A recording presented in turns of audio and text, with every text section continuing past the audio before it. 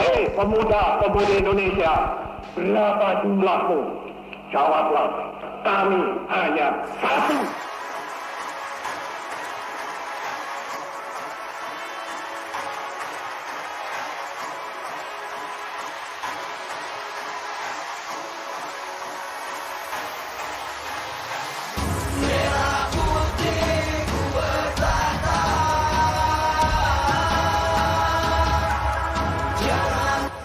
Kehidupan masyarakat pada zaman prasejarah.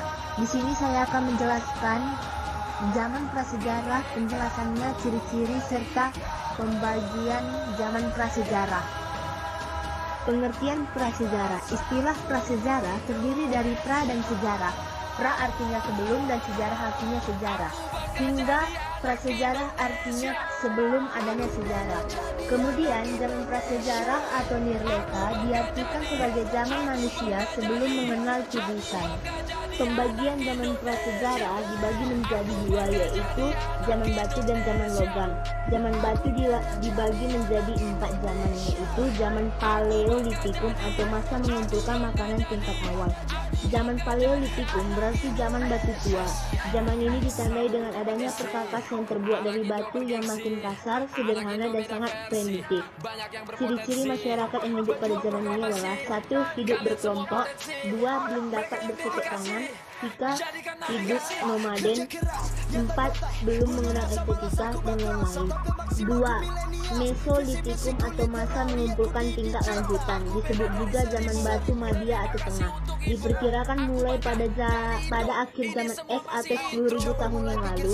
Manusia pada zaman ini sama seperti manusia pada zaman Paleolitikum, yaitu masih berburu untuk mendapatkan makanan. Ciri-ciri masyarakat pada masa ini adalah: 1. Sudah mengenal rasa estetika. 2.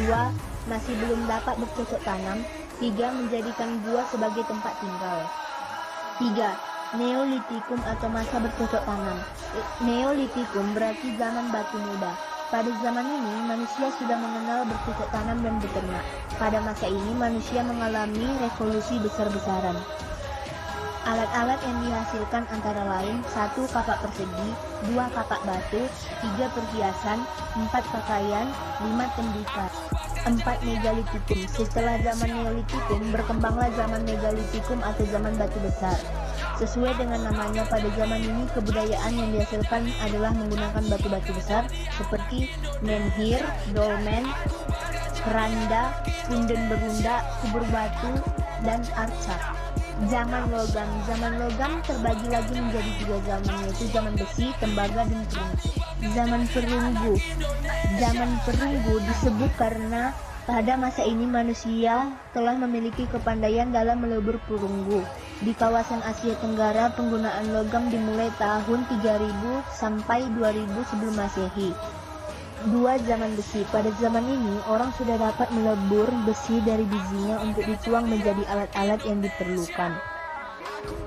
Alat besi yang banyak ditemukan di Indonesia berupa alat keperluan sehari-hari seperti pisau, sabit, mata kapak, pedang, dan mata tombak.